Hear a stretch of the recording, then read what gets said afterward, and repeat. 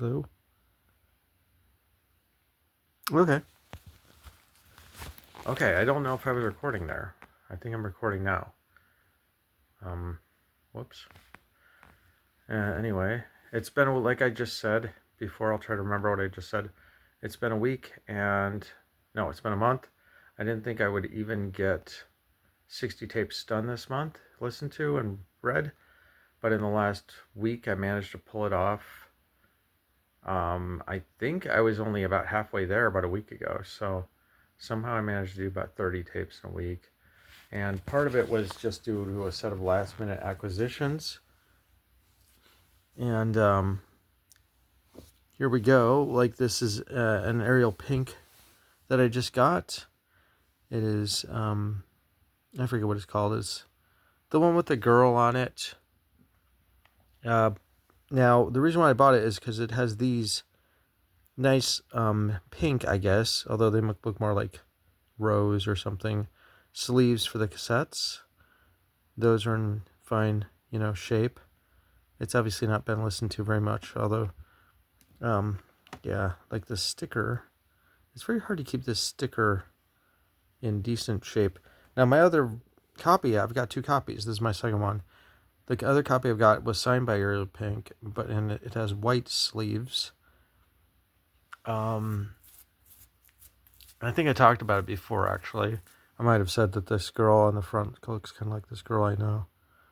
Or rather new, I guess. Who I hope to see again someday. Oops. Anyway, I got some other Ariel Pinks here. This one and this one. Both these came up within the last 3 weeks or so. Yeah, I was really not like, I don't know. Didn't have a lot of good stuff when I was getting ready to come up with this. And I'm not that late. I'm, what is today? It's September 4th. So not bad. I mean, technically the 5th now, but I haven't been to bed yet. So, anyway, yeah, I ended up getting like a whole bunch of really good stuff just kind of in the last minute. And it got here fairly soon, and I was able to listen to it and read the liner notes. Or I just was out at the record store where I got this one, Beastie Boys Pollywog Stew. That's like their punk album before they knew what they're doing. It's not bad. Well, in terms of like before they changed everything and did rap, it's just punk music. Okay, and this is Beatles. And I've got another copy now of this low, where it is actually called, it's from Canada, and Canada did not get the memo, so they have New Music Night and Day, and I think it's in better shape than my other one, so I'll probably end up selling my other one. I mean, maybe. I'm just holding on to it, but I mean, I'm probably not going to collect any more of those. There's Nick Cave and the Bad Seeds. This can I just listened to tonight. This is, I've got the US, the retro, and I've got the England version. This is the German version. This is kind of the one you really want to get if you're a can cassette collector. It's a beautiful album from 1972. It's like all of music kind of stopped or something in the early 70s. Well, not really, but a lot of it was just not on a mass scale, was kind of getting...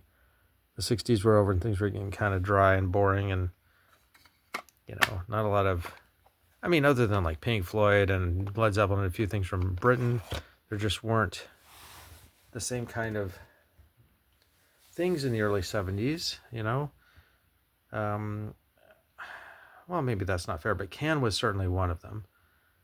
If everybody was like taking the approach as adventurous as Can was, 70s would have been incredible, but it's fine. It's okay. And the 70s were incredible. Here's another incredible album from the 70s, Death. This album's from 75, and I never got it because I thought it was... I've seen it for years. I've seen this cover for a long time, but I thought it was the metal band Death. And I thought they were also from like 1975. Unless I'm misremembering it, they're like the first band to use a double bass drum pedal, but that's not this Death. This Death is the first like punk band in a way, although you could say the Stooges, but this sounds more like a punk band. than the Stooges did.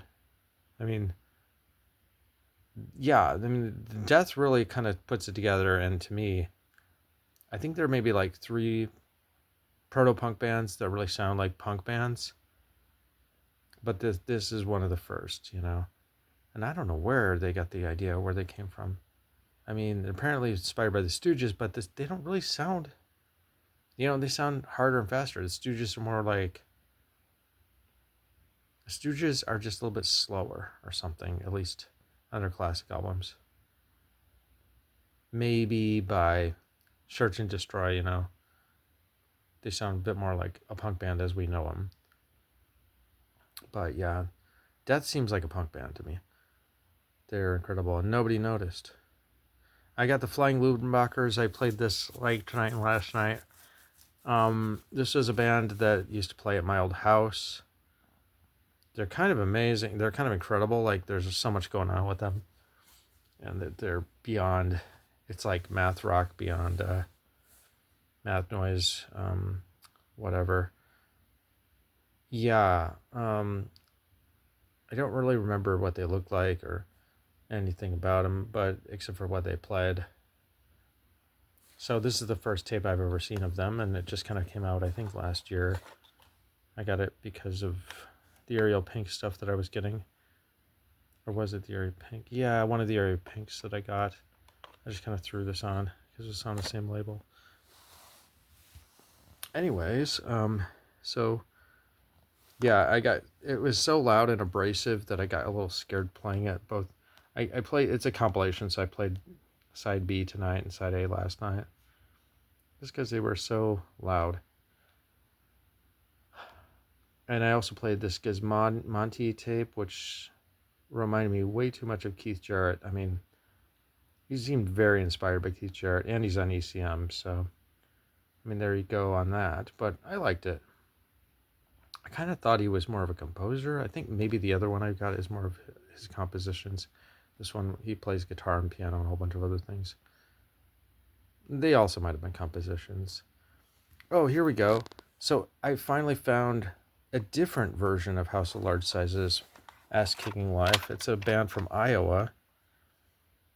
I had not seen this version, and I also got this for like $2 at the local tape place, which I'll be discussing later as we go on here. Yeah, this is like probably my favorite band from Iowa, and it's because I grew up with them and no other reason really. They're, you know, just goofy, really. They're not, they were never meant to like make it big or anything. They made it as big as they could make it back when they made this album. But whatever, I remember seeing them back then. And I do have a different promo of this. This is a more established kind of promo. The other promo I've got is more of a in-house sort of promo thing, or advanced cassette or whatever. I don't even remember it anymore now. This one just says in the cover. I was really happy to get it, especially for $2. Moving on, Jackson 5 Anthology. That was really fun to listen to. I was like when Michael Jackson is 5 years old and singing about girls and stuff that he has no idea what he's singing about, but where he says like, look over your shoulders. He's great. Yeah, he's such a good singer. Some more Indian classical music, possibly ragas. I discussed that last time. Actually, you know what? Last time I was not able to hook up to my computer with this thing to upload the video, so it did not happen. I've been super busy, so I'm going to like release these both at the same time. Hopefully tomorrow or the next day, unless I can't get it working. This is Jesus Lizard Blue, the promo version. Yeah, the Jesus Lizard are good, but I don't love them that much because they're awful trebly. There's just not a lot of bass in this band. And the math rock stuff is, you know, fine. But none of it like sticks with me though. But it wasn't bad. What does stick with me is Daniel Johnston. Lost Recordings 3 was incredible. It's like, geez, it's so much more blue than I remembered. he's really singing about all sorts of, I don't know, adult topics for being like a good Christian or something. Kind of weird, actually, but really compelling. He's a genius. He's so great. And then Laurie is. So now I had to buy this again because my other copy, it only had side A twice, thanks to Brendan Tartikoff's dubbing, I guess. Well, whatever. So I had to buy it again. This one I accidentally bought again from a different local store where I kind of forgot I had it. And then this one, I think this one was really good too, if I'm not mistaken. Because as time goes on, he says something like, "I'm happy that you noticed I became sane again." And it's almost kind of true. He's a lot more sane as he gets older, which is really kind of a hopeful thing for people who might have mental issues, you know. It is possible to become more integrated into society, maybe, for certain people in certain ways. I don't know. And then it's possible to completely not. It's variable. Quincy Jones, You Got a Bad Girl. That's a Stevie Wonder song. Mobile Fidelity Sound Labs. I had to fix the pad on that, otherwise I would have listened to it earlier. What else? Oh yeah, Charles Manson. Speaking of Daniel Johnston, I was going to say this, that I also had never really heard much Charles Manson except for like a Guns N' Roses cover of one of his songs. And it's so weird how Charles Manson and Daniel Johnston kind of have a lot in common, really, in terms of their songwriting approach and their improvisational skills. Now, Charles Manson likes to think he's the fifth Beatle or something, and he's so not. It's like his songwriting is completely different. Like his entire approach to music is just to make it up as he goes along.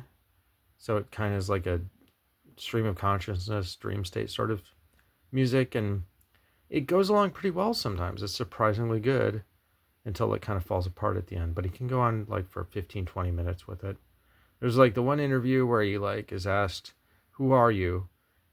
And he makes a whole bunch of goofy faces where it looks like, I don't know, Rumpelstiltskin or something, or how you would imagine Rumpelstiltskin might look. And then he says, "Nobody." And he just should have left it there. But there's a longer interview where he's like, "I'm a boxcar, bottle of wine by day, smoking by night," or something. He just goes on, and it's like, just no. Just say nobody, and then like wait till the. I'm disappointed because like there was another clip where it was implied that he just said nobody. It was so much better. Anyway, I'm not really trying to celebrate a serial killer or anything. I'm just saying, and his music, he's definitely not like a Beatle or anything. He doesn't have any discipline to actually write songs with the band. He's too egotistical to like do that. So he just kind of, like I said, makes it up as he goes along, and it's okay. It's impressive, but yeah, I'm not celebrating him, and I'm not saying anybody should, but it's interesting. It was more interesting than I thought it'd be anyway. Let's see, MC5 Back in the USA. Yep. That's cool. That's actually a really good one. Kind of underrated. You know, everybody knows the other one.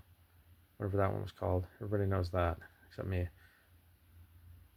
I forget what that one was called. But Back in the USA is kind of forgotten. Yeah, Metallica 94, Woodstock. They continue to be very mean to Jason Newsted. They sarcastically, like, say, "Here's a new one from Jason Newsted," and then they go into, like, a really old song, like, I don't know, Search and Destroy or something. But it's a great set by them. Yeah, Metallica, they're good. What else? It looks as though I've sort of messed this up here. This should be either here or there. Now, how do I find out? I shouldn't really do this in real time, but why not? Yikes, that doesn't look very good. So Nadim and Shirvan. I used to think that was a man named Nadim Shirvan, but it's actually two people. It's a running partnership. Oops, and this should be... The reason why this is upside down is because there's a crack in the tape. So I've got to, eventually, I got to document that, but I'm having a little bit of issues with the computer right now, so I'm just saving it that way. Anyway, yeah, these are just two slight variations of that, of the same album. I think I've covered that before. And my rule is that when I listen to something, I can listen to it loud. I have to listen to it at the volume I believe it should be played at, which is usually loud, or at least medium loud. Unless it's got like, unless it's really old and I can hear everything. Sometimes I'll let things go with like old Bollywood stuff, because that's just so mixed to be overly loud for some reason. I don't know how that works, how they push it into the red like that in their mix on their tapes. I don't know how they do that. It doesn't sound good, but it's very loud. Anyway, yeah, if as long as I can hear all of the, it's recorded in mono, it's being played back in mono, I can drop the volume a little bit and get away with listening to it sort of after hours and stuff. Now that I live here, it's not as really big of a concern. I can kind of make more noise here, and that's wonderful. So, yeah, I love my place. But, what was I going to say about that? Oh, I listen to everything at the volume I believe it should be played at the first time, but the second time, I can listen to it much more quietly, which I often do, as long as I know it's the same album and not remixed or anything. Okay, so you might be wondering what all this is. As you can see, it's REM. As I mentioned before, I was at that music store, Mad City Music Exchange, and the guy who works there, Bobby, told me that he just got a whole bunch of tapes in. Like I said this in the video last week, and I said I was going to go get them. I don't think I had them yet, but he said, yeah, I think I might have mentioned that I was going to get these, and I got these. And I've listened to a number of them so far. Not all of them, but I listened to all the REM. There's a few others left. They're kind of all over the place in terms of... Now, this is from the collection of the guy who owned Music City the first time. I think his name is Dave Burton or something. I'm not getting that right. I forget. But anyway, he played in Spooner, and Spooner kind of knew REM or something, or like they hung out. I don't know. But anyway, these are all different REM live things. I don't know that any of them are necessarily, probably definitely not, because REM is super, there's some REM fanatics out there. But I really enjoyed listening to all the early REM. I got a much better sense of who they are. I mean, I've had the original albums for a long time, but I don't feel like I really quite appreciated them, what they were doing at first, or I just kind of, because you come into REM kind of knowing their big hits, and then you go back and you're kind of curious about where's that coming from, that sound that they do, which is so like lonesome, or I don't know what it is. At least these early stuff, they're very exacting on how they create this kind of, I want to say it's a lonesome sound. There's nothing about it that seems lonesome, but it makes me sad and makes me lonely every time I listen to any early REM. Because it doesn't mean to be. It's not trying to be, it just is. And I don't know, it's just a vibe, man. I don't know. So... Chris Spedding was kind of boring, to be honest with you. I didn't care about it. Maybe I should. Merlyn's, that's an old Madison gig back in the day. Yep. Tyrone's is Athens, Georgia. That's really early. 1081. Yeah. Oh, wait. Is this one November of 81? Okay, so... Oops. I have this wrong, don't I? Once again, I got something wrong here. The first one is Tyrone's from Athens in October. The second one's Merlyn's in Madison from November. So even back then, they played in Madison. Club de Wash is another Madison band gig venue. It's from 83. And then we come down. The WRT. Is that WRT? Or XRT? I don't know. Un-Concert. I'm not really sure. If it's ORT, Then it's in Madison. Might not be, though. I think that's an X. Madison stock Pavilion from 85. And by this point, we have kind of like, by the time of the Worktour tape. By the way, I've got a copy that I've had for a long time of a copy of something that was the Worktour that I made. I dubbed it myself. So now I've got one that sounds better, I think, because these are all really nice TDK and or MFSLs, XL2s or whatever. So I'm not sure what my original was, but this one has the artwork, so I'm happier about that. I don't remember what Secret Songs. Oh, Secret Songs is like a bunch of covers and things. Yeah, Secret Agent Man is one of the covers. Okay, so, and Rocket from the Tombs. For some reason, there's a Rocket from the Tombs from 676. Speaking of like early punk bands, this Rocket from the Tombs is like kind of a lot like a punk band, but like more. They've got like some more things going on. And Dave, the founder of Wendy's, was in this band, who recently died. And again, it's not the founder of Wendy's. He just has the same name, Dave Thompson, I think. Screaming Trees, Nearly Lost You, the single. SNK Game Music, I got it Japanese. I went ahead and got a game music thing from Japan. I love those, you know. Video games, they've always got like a sort of a interesting way of doing that. Of doing what, Tim? What are you saying? This, like how they have this sort of card coming around the back and on the bottom. Kind of makes things difficult sometimes because you have to be careful not to wreck that when you're getting tapes, moving tapes and getting them out and stuff.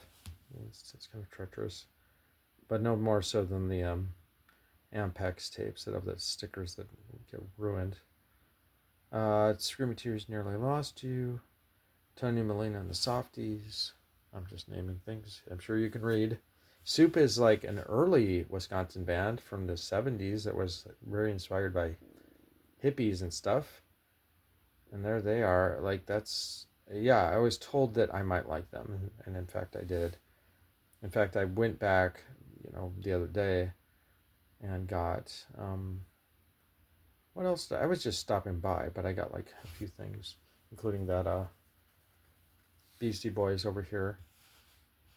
And like I think what I said to the guy was like, yeah, their License to Ill album, I remember living in Boston at one point, not that it matters, but like there was a townie, and I can't remember, I said like, yeah, I think I told him the License to Ill was my least favorite or whatever, and he was like, whoa, that's their best album.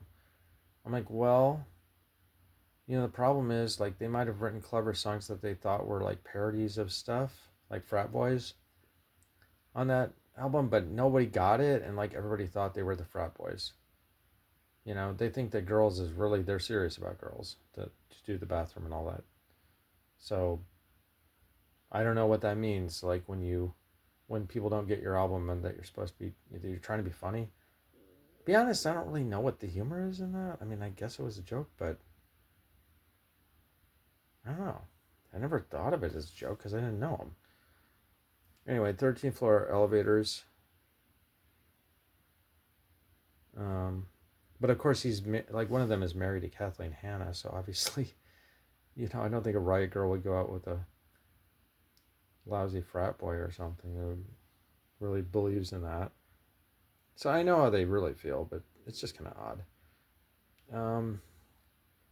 This actually, it really isn't from April of 66. That'd be very impressive. There's some Beatles covers of songs that just came out. That's pretty great, really. But I think it's from October of 66. Still very early. Cramps, Ohio Demo. This is not the sort, this is another Dave tape that I would have, from Spooner and from the first owner of Madison Music Exchange. And I wouldn't have, like, I don't know, if it wasn't for the Elevators thing, I wouldn't just buy somebody's tape where he crammed a whole bunch of junk on it, but whatever, because he's got this Elevators thing, this is what I'm considering the reason for owning that tape. Anyway, finally, I've got the probably Tortoise's best album here, maybe, if you want to say, is this one. It's off that label from Poland. Actually, it's not off the label from Poland. It's not off of Sound Experience or whatever that was called. I forget what that label's called. Sound something. It's off this label, Outside Media. But it's interesting because I don't know why Poland is the only place that kind of put Tortoise out on tape. But I'm glad they did, because now I've got them all, except for like a promo that somebody's charging too much for and I won't buy. So this was my stuff from this month. As I said, like some really happy, impressive kind of things. Not, it wasn't just Bollywood and stuff where, you know, you would have been bored having, and I would have been having a hard time trying to figure out how to talk about it or what to say. It was actually ended up being a lot of really great things. Like, I mean, the low, the can, the Ariel pink thing, and the tortoise and the SNK, all those ended up being like kind of like a few grails in there. And I've got a few more grails coming to me. So all in all, like a better month than it had any right to be, and how it seemed like it would be. So I'm going to call it a day. I will see you again next month. I will try to make it closer to the 1st of October. Or, yeah, October. Oh boy. Getting into fall again.